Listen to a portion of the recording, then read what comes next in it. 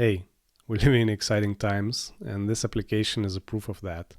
Yesterday, I did not really know much about chemistry. I mean, I still don't, but even without knowing anything, I was able to build this molecule viewer and also share it online for the whole world to use. And actually, you can enter any kind of formula here, and then you just load the molecule if it's known on the public registry called PubChem.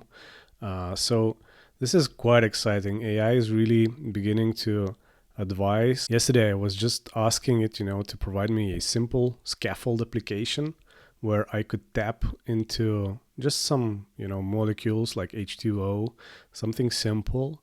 And that led me to ask further questions. Can I make this more generic? Can I make it, just purely magical, like entering the formula and getting a 3D result out of it?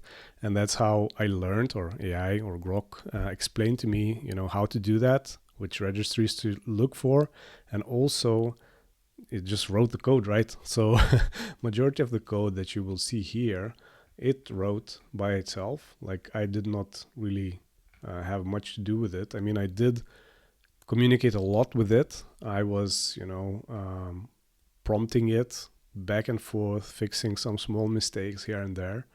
But majority of this code was written by it without me intervening too much. And you see that it's quite an intricate code. In total, we have around 400 lines of code. I mean, it's not a super big application, but this is really, really impressive that it was able to sort of follow the context. I must say, there were many prompts made, and I was, sometimes just starting fresh, providing it the previous code, and it just continued. But now what happens is that if the molecule 3D description is on this PubChem API, then I can just tap into it and load the data and load the 3D coordinates of all the molecules and also bonds. So because I'm definitely not an expert, in chemistry, it's a bit hard for me to validate if it's always correct. The only validation I could do is just check, 3D viewer of their website as well. And there I just see that it's the same. So basically I validate that it's correct. And it's interesting that I just have here some, cases that I saved. So how it works is you just enter here the formula. You just hit this button, load molecule, and it just starts loading. It takes a bit of time because the repository, it just works on this non-instant basis. It gets a request, and then you have to pull for data when it's available for you. And yeah, that's pretty amazing, right? That you can just do things like this and have a view of it. So I can also, make this animation stop, so it's not rotating, and now I can interact with it. I can zoom in and out. I can, make it fast. Sorry to interrupt. In case you don't know me, I'm Matas, the founder of BitByBit. I hope you enjoyed this video, and if you do, please hit that like button and subscribe to our YouTube channel. I also want to offer you a small deal. Because you're watching this video, I assume that you're using BitByBit platform too. Here's the promo code that will give you a small discount to our silver and gold plans. With these plans, you gain access to our cloud infrastructure, 3D configurators, and other advanced features. Your subscription also helps me develop the content, such as this video that you're watching right now. It also helps me develop BitByBit platform and keep majority of its features free and open source to everyone. Your support means a lot to me. I hope you'll consider the offer, and let's continue with the video. So let's just maybe load something more simple like H2O, right? And of course that is very simple, and here it is. So now we have H2O, and this is also looking quite nice. So what I'm doing, of course, I'm using BitByBit to sort of run the script.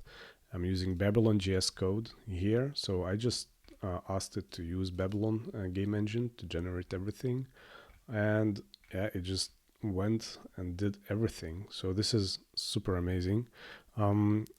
How you can use it, so of course I'm just saying here as well in this warning that this application is meant purely for educational purposes. You can use it as a viewer, of course. You can maybe record some animation of the model spinning, do these kinds of things. Of course, I'm not really a chemist, so I don't know how you can use these 3D structures in a more generic way, but you can also tap into the source code that I'm opening up here. So basically, you can find it also on the public projects of the BitByBit. Like, you can go here to the projects. You can either search in public scripts or just tap on it like this. And here you have the script, which you can open in the editor of Monaco. And copy, edit, go and extend it, publish your own version of the viewer. Maybe you are capable to create something more out of it than I did, or the AI could imagine.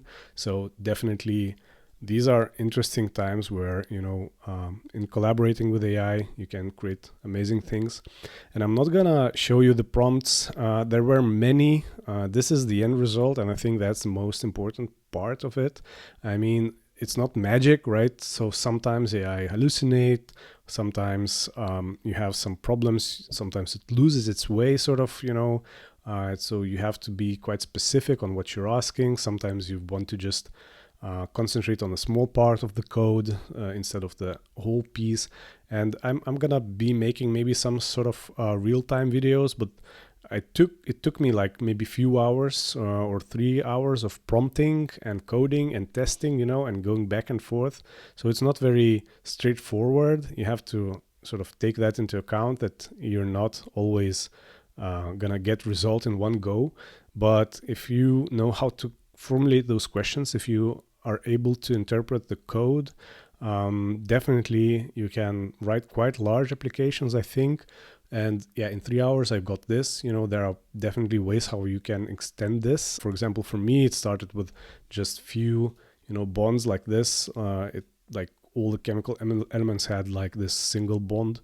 And then, of course, I looked into this example viewer from third party, and they had like 3 bonds. I was asking, okay, how does that work?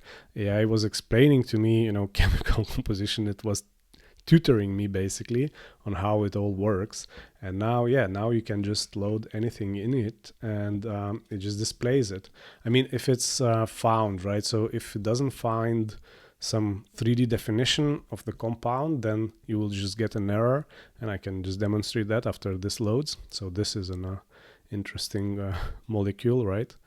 Yeah, this is super cool. I don't know. I really, I'm amazed how fast I was able to implement this. I mean, I had the idea, for a while. I thought, it could be cool to have some sort of scientific STEM applications on BitByBit, which would allow you to just view things, inspect things in 3D, maybe use them in your own source code. So definitely you can take that code, and port into your own applications that do maybe something more magical than I could imagine.